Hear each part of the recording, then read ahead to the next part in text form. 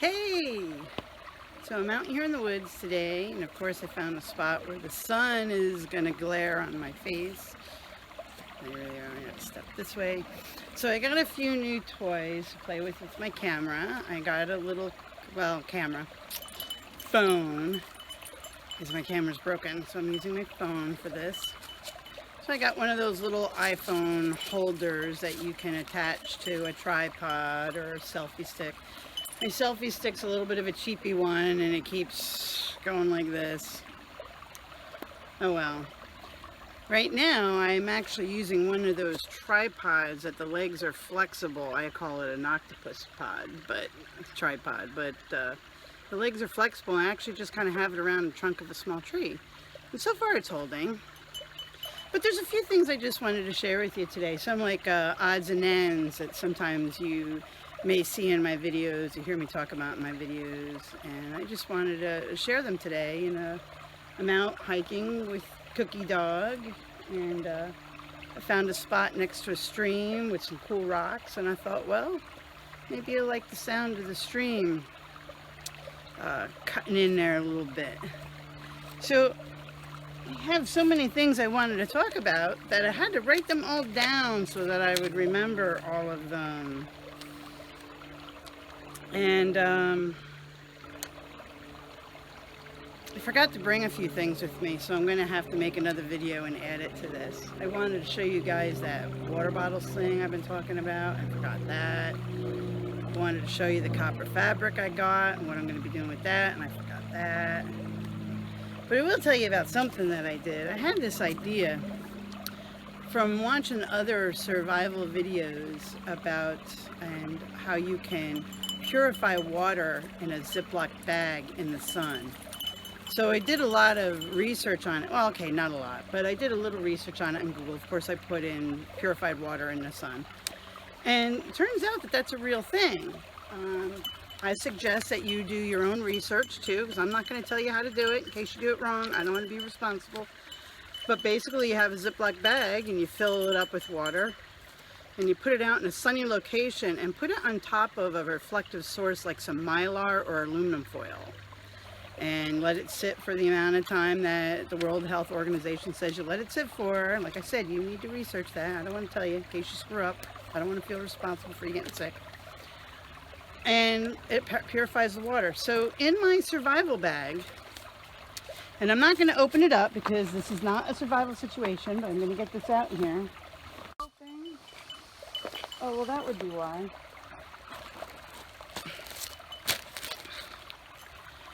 So I did this whole like 5-minute long thing and looked down and realized my remote Bluetooth button had malfunctioned and shut the camera off. I cannot believe it. Well, okay, so in my survival bag, what I have done is I took a gallon-sized Ziploc bag, a big piece of aluminum foil, a quart-sized Ziploc bag, and half a dozen coffee filters. Why, you ask? Well, because you want to scoop up the water from the stream with one bag, use the coffee filters to filter it into the other bag, and then you put it on the aluminum foil out in the sun. And so what I did is I made an envelope for it out of that kind of paper that you use for files. You know, like real files, like the old-fashioned files from 100 years ago that go in a filing cabinet. And I just made an envelope for it and taped it all up around the outside to keep it all together and keep it dry and keep it from getting damaged. And with instructions on it to only open in case of an emergency in a survival situation. Hey, drop that. You can't eat that. What are you eating? Oh, it's just a piece of wood, but you can't eat it anyway. At least it wasn't some frozen raccoon poo. So that's what I've added to my survival kit that goes in my backpack. Now,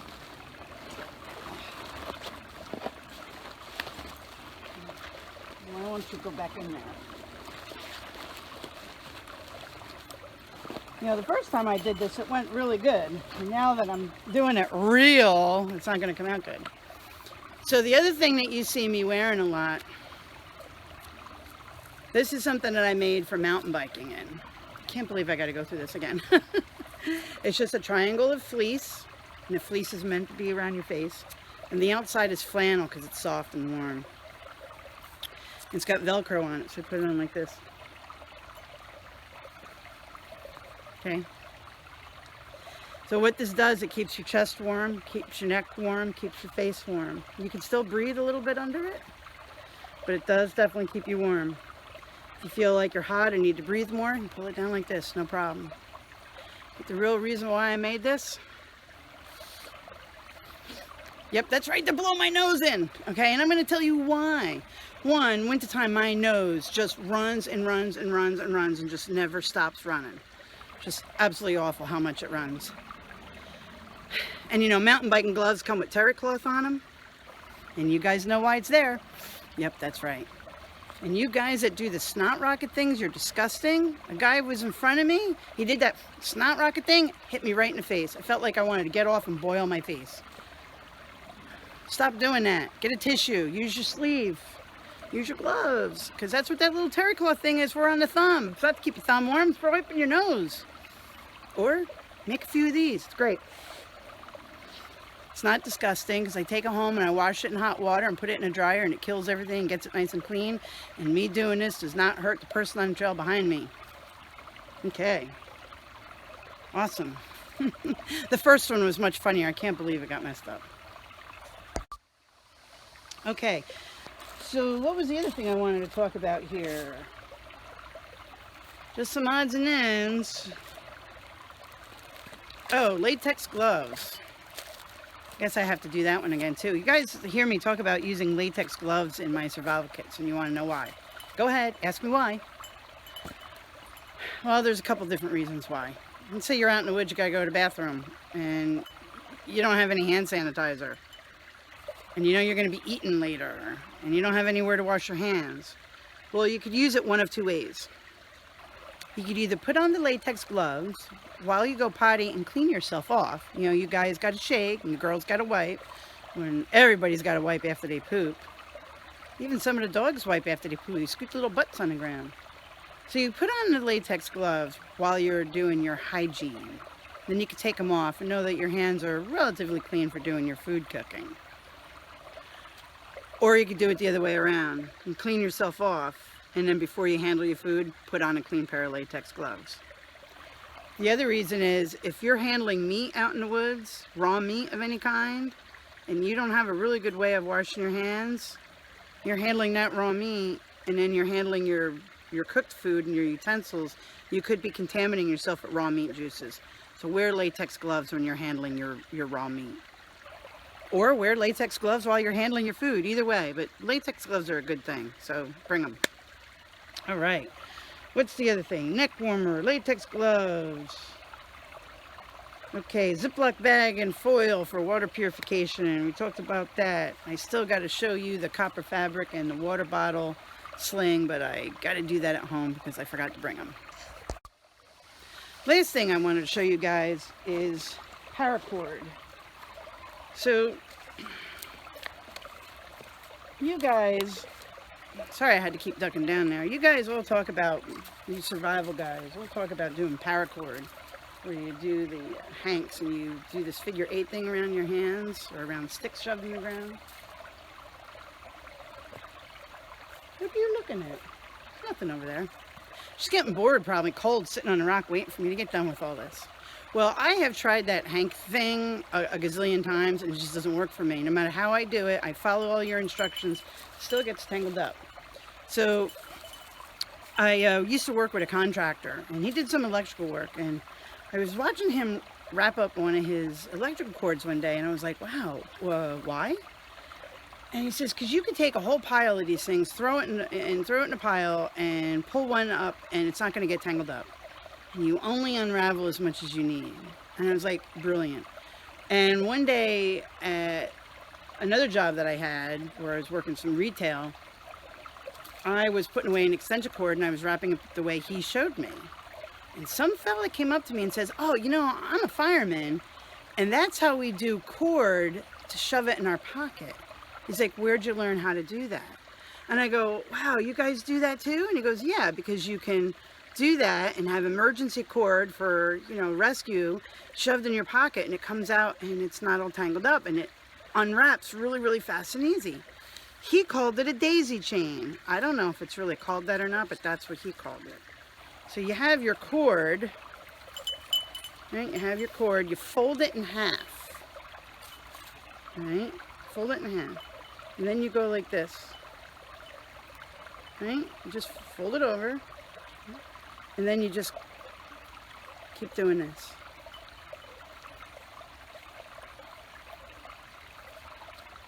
Isn't that awesome?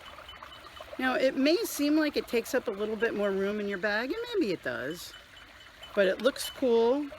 You can hang it on the outside of your bag, you can throw it in your bag, and it'll never get tangled up. And how you undo it is you just pull like that, and look at that, it just undoes. Isn't that neat? So that's how I store my cord in my bag. I can hang it on the outside of my bag, I can shove it in my bag.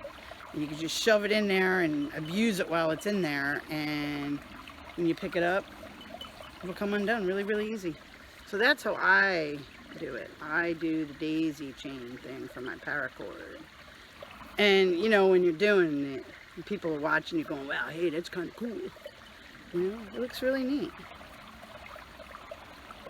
What I do when I get to the end is I just put these two ends through it, like that, and that just kind of locks it in place. And then when you want to undo it, you just pull them out of the hole and pull it, and it comes undone. That's it. You could also take the other end and put it through there, and that'll keep it from unwrapping. And then you got this nice little thing. You can hang it on the outside of your backpack, and it's there ready to go. Or throw it in your backpack. You crumple it all up, and when you pick it up, it's going to come undone really easy. Now watch it, I told you that it probably won't, right?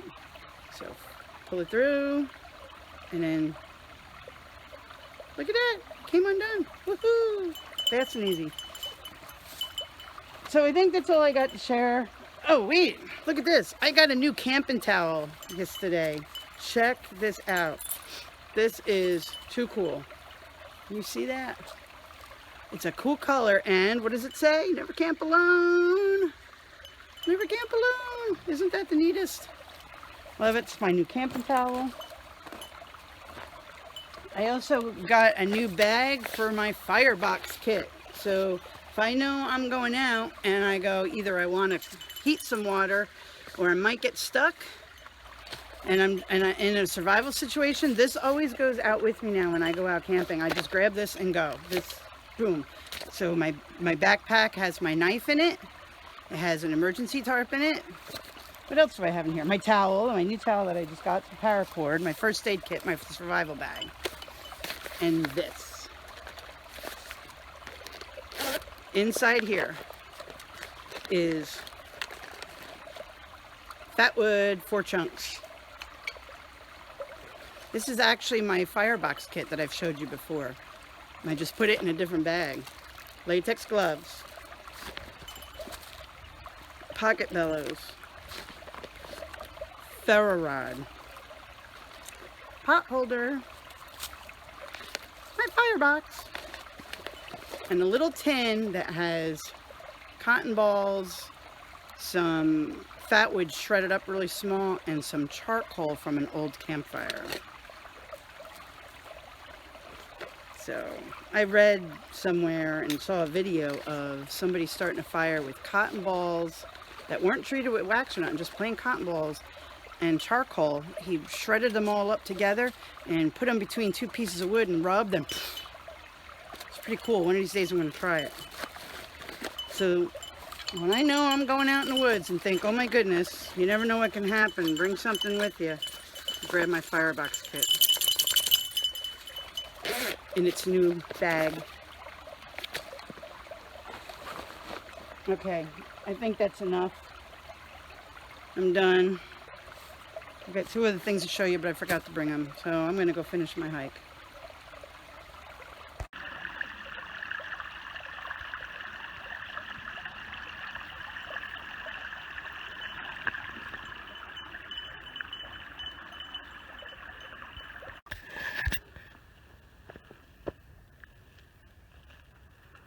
Well, go, dog.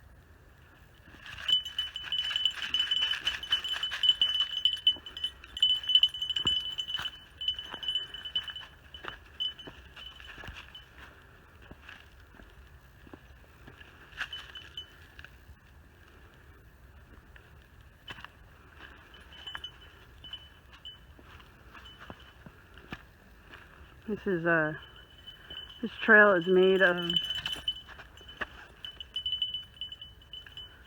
rock. Somebody put a lot of work into this trail. Easy, girl. Look at this. This is not a rock. That's ice. But look at this. Look at this trail. Somebody did a lot of work to put all these rocks here in this trail.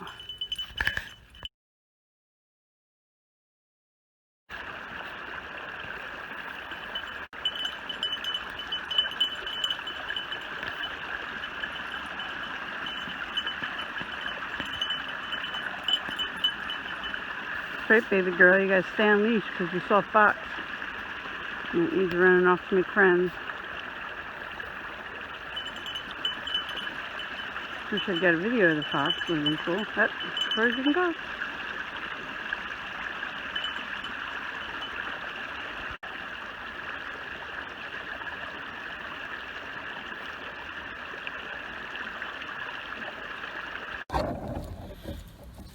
So here's those couple of things I wanted to share with you guys. And I just have my phone shoved in a couple of branches in a Rosa Sharon tree in my backyard. I can't find my tripod. Hope I didn't leave it out in the woods. When you guys find it, could you send it back to me? So here's that bottle sling I was telling you about. This is pretty cool. I like to use it in the summertime to bring an extra bottle if I need to. You don't even have to take the bottle out to drink. You just goop, goop, goop. Right in there. But in the wintertime, what I like to do with it is I'll put it on and then put my coat on over top of it and close it up in my coat. And this way it keeps my water from getting too cold or freezing. I don't like really cold water. So that way it keeps your water bottle from freezing if you're out in really, really cold. The other thing I wanted to share with you is when I'm out, and whether I'm going out intentionally to camp overnight or I think I might be camping overnight, I bring a tinder bag with me. What I use is I have this little husky bag that's some kind of a waterproof. It's not waterproof because it only closes like that, so water could get in, but the outside of it is waterproof. So if you are carrying it in the rain, your tinder will hopefully stay pretty good and dry. And it's got this cool little thing on it, and what I do is I just clip it onto my backpack or my belt or whatever. And as I'm walking through the woods and I see good tinder, I gather it up. Because when you get to a spot that you want to camp out, if there's not good tinder, then what? So as I'm going to my site, going along in the woods, I fill it up with all sorts of good tinder that I find, you know, or even just little dry sticks or whatever. So I keep my tinder bag.